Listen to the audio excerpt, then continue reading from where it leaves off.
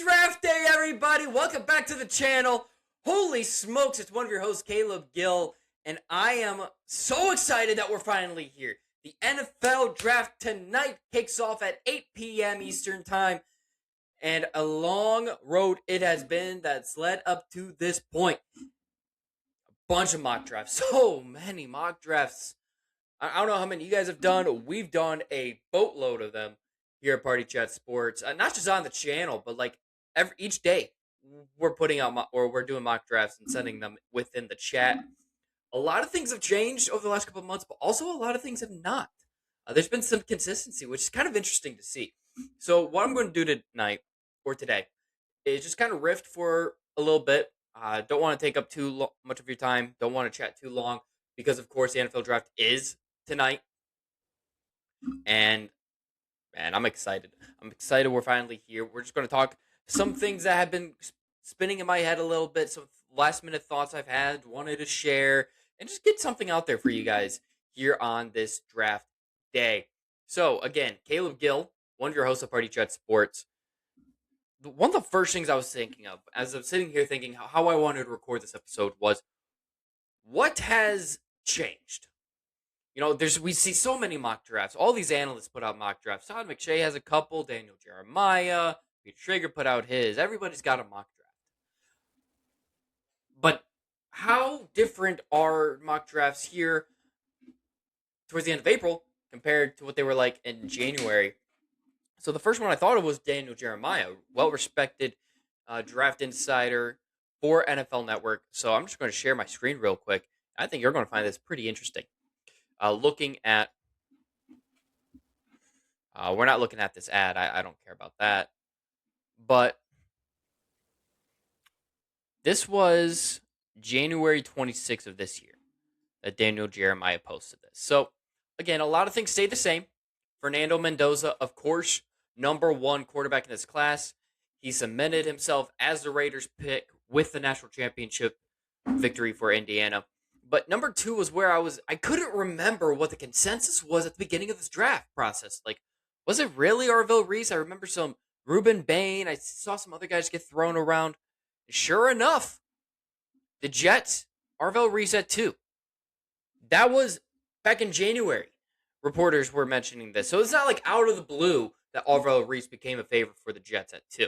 He was early the favorite, and I still think, as we sit here today, he's going to be the pick. I truly think Arvell Reese is going to be the pick for the Jets. And then Spencer Fano. That was Spencer Fano. Imagine at this point Francis Maianoa not being the number one tackle in this class. Spencer Fano is going to go. It feels like he's going to go late, right? And the Titans taking an offensive lineman. And of course, the offseason changes so much. Mansour Delane to the Giants at 5. The Browns getting David Bailey. I mean, now think of everybody that Jeremiah Love in this draft to the Saints at 8. There's a good shot he doesn't make it out of the top 4. It's just interesting for me to see how much things have changed. Ruben Bain here to the Chiefs at 9. Again, this was back in January, so I mean, this could still very well happen. Jermon McCoy, everything that's gone down with him. Caleb Downs feels like a first-round pick. Colton Hood, probably, top 10 pick, of course, for Caleb Downs. Colton Hood feels like a second-round pick. He was mocked 12 to the Cowboys. And is there a wide receiver off the board yet? There is not in this mock draft. And he had Mekhi Lemon as the first wide receiver off the board. And then Carnell Tate. Cassius Howell, 15. Like, where we at? It's just very interesting. Jordan Tyson falling to 19. Boston, 21. Again, just some very interesting things to compare and contrast. Caden Proctor to the Browns feels like inevitable. It does feel like Caden Proctor is going to be a Brown. Dylan Thieneman to 25. He may not make it out of the top 12. Kenyon Sadiq, 27. That would have been fun. So again, just very interesting to see the differences between then and now with these drafts. And I think one thing that was also very interesting was the lack of quarterbacks then in mock drafts, and also that this just was never seen as a good quarterback class. Never. And that's held true this entire process. People were trying to talk themselves into Ty Simpson top 15.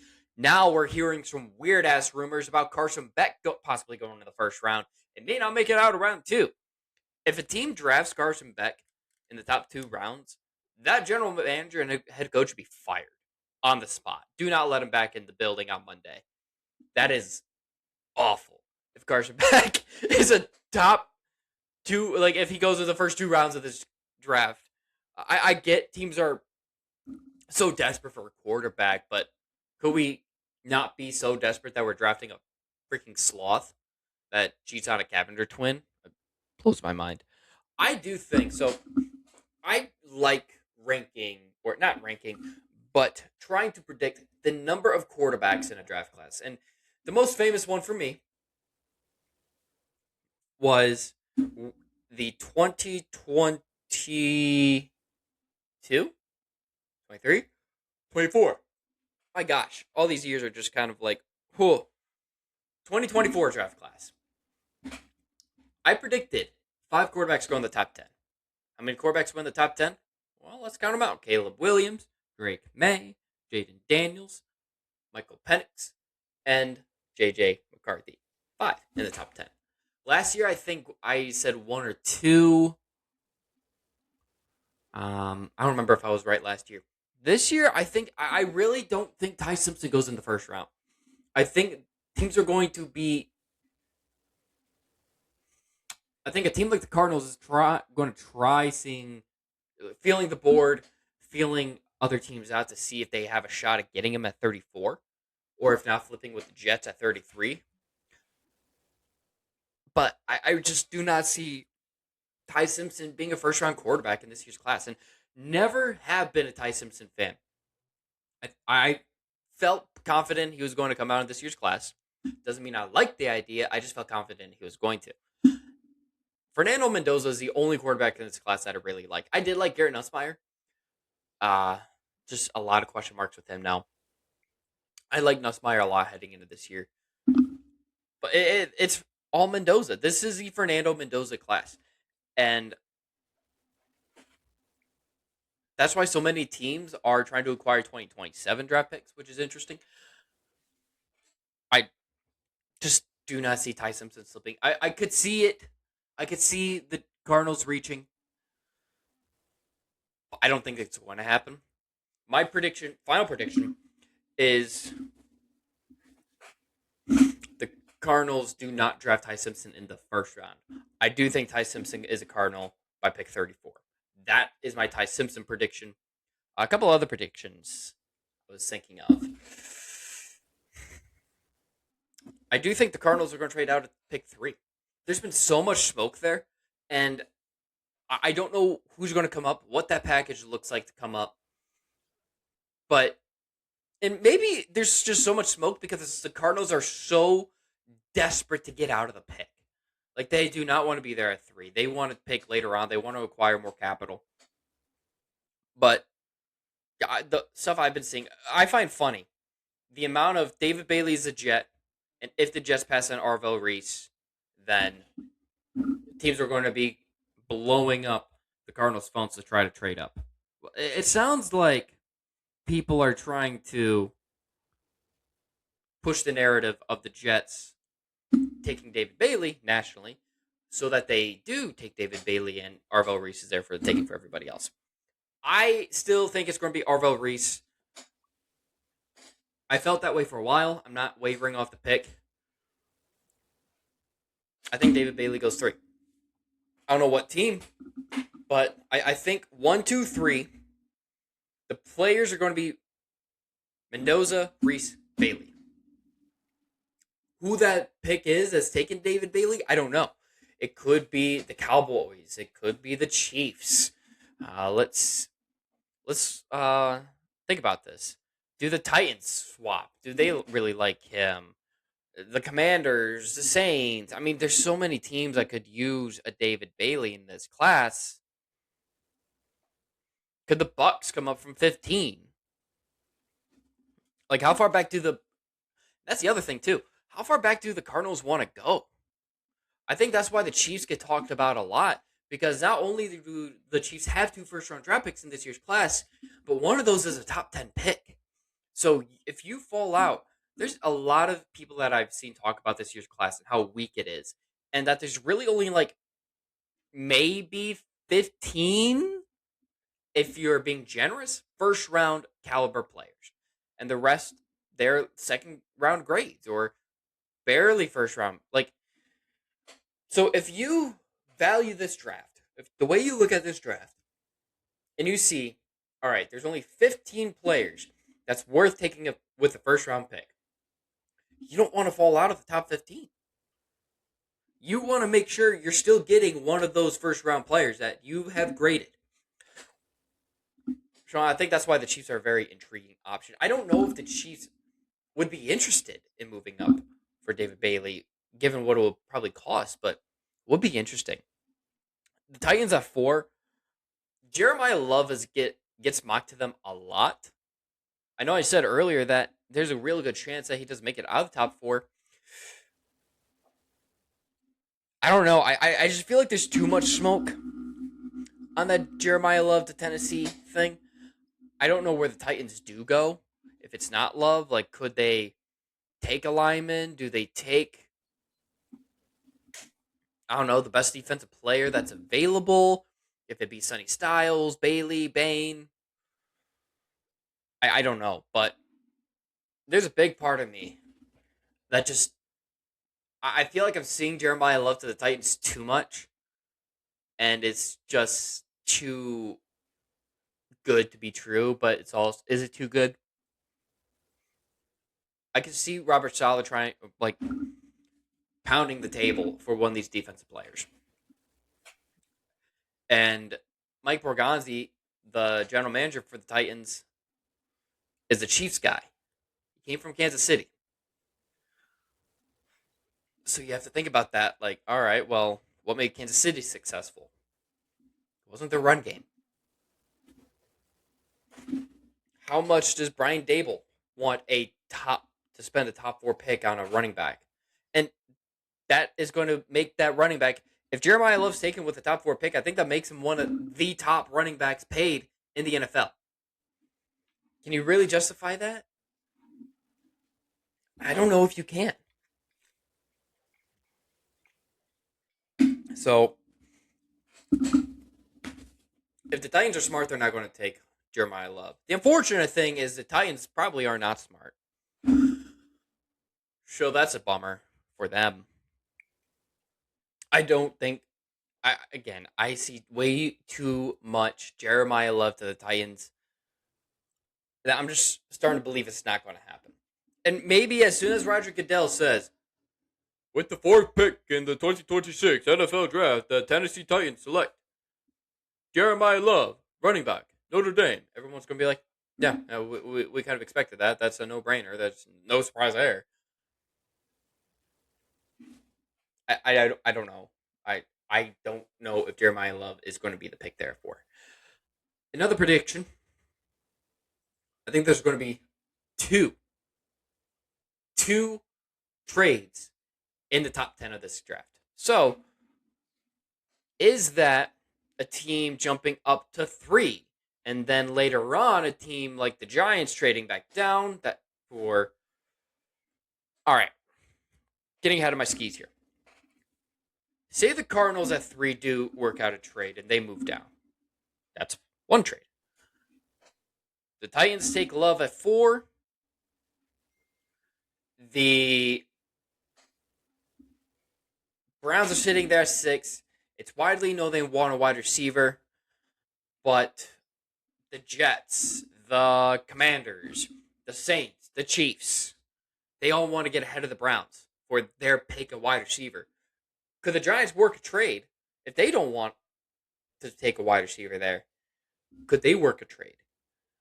Or does somebody jump the Giants at 10 and try and swap with the Chiefs at 9? Like, there's a lot of avenues you could go when it comes to trading within the top 10. So I think two trades are going to happen in the top 10 of this draft class. That feels like a safe bet. I don't know how many draft trades there's going to be in general because there's going to be a lot of maneuvering. I think a lot of teams are going to value these players differently. It's going to be very interesting to see how this draft breaks out. And speaking of draft breaking out, I'm just going to run through my final mock draft. I'm just going to run through a mock draft here. So, first pick, Mendoza. Second pick, Reese. Third pick, let's go with a trade with the Chiefs, where they give up picks 9 and 29 for that and 104. I don't know if this is fair or not. So the Chiefs jump the Titans. What? That not work? Okay. It did. And they take David Bailey. Then because I don't think Jeremiah Love goes at 4,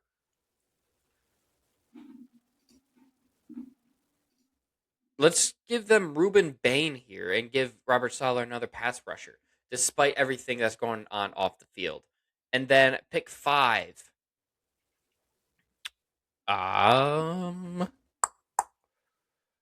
Let's say who's going to jump the Browns? Nope. So the Giants are going to stay here and draft Downs.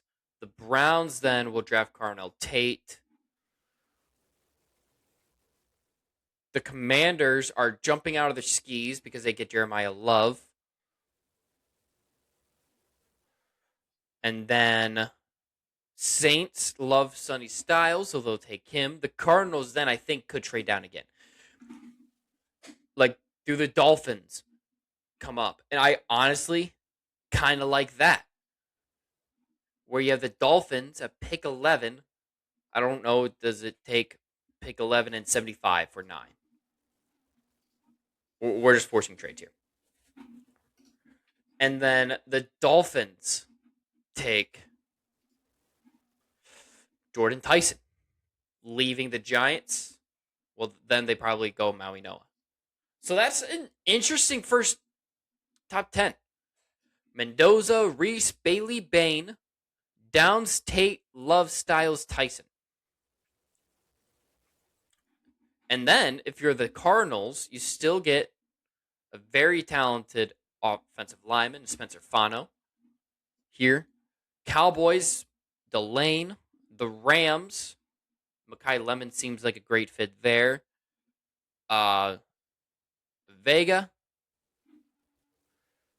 Could see them going one of these edge rushers just because it's the Buccaneers and you never know. Messidorf seems like a fit there. In this scenario, Thieneman I have not taken actually yet. I do wonder if the Jets would take a Thieneman here.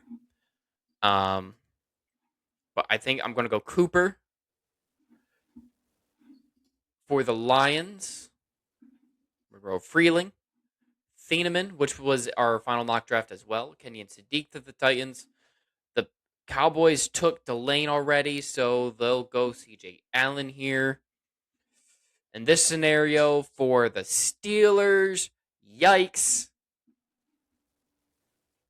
This did not break out well for them. Yeah, I think they would trade down.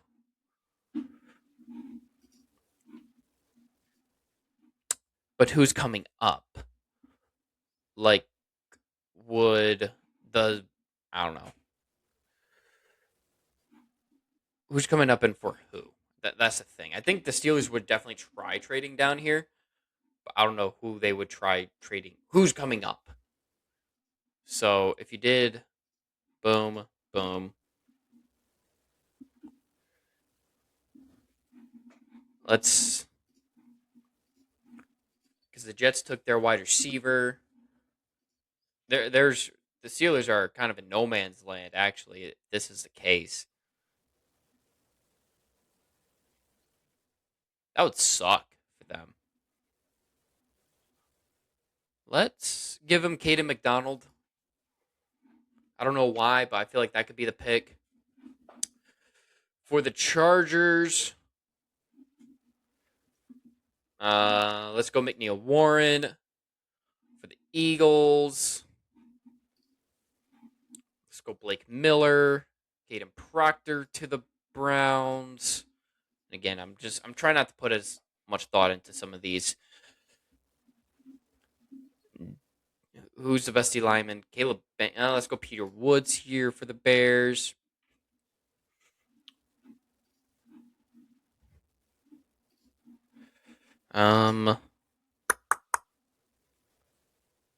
Let's go for Caleb Banks to the Bills. Cassius Howell to the 49ers. Let's go Lomu to the Texans. The Cardinals took who they take earlier. They took a tackle. I think they would definitely consider a quarterback here, but I don't know if they do that quite yet. So let's go Yonicher. Dolphins traded up for a wide receiver, right? Yes. So let's go Avion Terrell here. Let's go Christian Miller. And then they could take a risk on somebody like Jermont McCoy. So this is just, and I didn't even do trades later on in this draft class, or this draft. So it's interesting. Be interesting if, like, the Chiefs trade up to 3, the Dolphins flop or flip flop with the Cardinals at 9, and come up to jump the Giants. Giants still get a tackle with Mawaga. And then around here is where it really started getting interesting with the Jets, because that really screws up what the Steelers are going to do at 21 with all line. Well, I mean, so everybody went in front of the Steelers. The Steelers probably are a team that's looking to trade up, if we're being honest. So, I mean, that's a quick look at some of my final thoughts of this draft class. I'm interested to see how it unfolds, and honestly, I'm just ready for it to be here. We've seen so many disgusting rumors this week. The rumor mill is rampant, and it's just time. Draft season's fun until you get to this week, because it's like, all right, well, there's nothing left to do. Everything's already done. So what rumors can we start? Carson Beck going in the first round? Got it! So, yeah. I hope everybody enjoys the NFL draft. I know Cam and I are going to be watching it here together, so we'll probably get live reaction stuff up on the feed. And if you have time, go check out the remaining draft content that we still have. We have tons of team mock drafts. We've got multiple individual, group mock drafts for the first round. We've got a favorite wide receivers episode, other favorite prospects. We've got enough for you to fill out the day. So skip work today. Enjoy Party Chat Sports. And I'm not sure when we'll be back, but I hope everybody enjoys this weekend. Until next time, peace.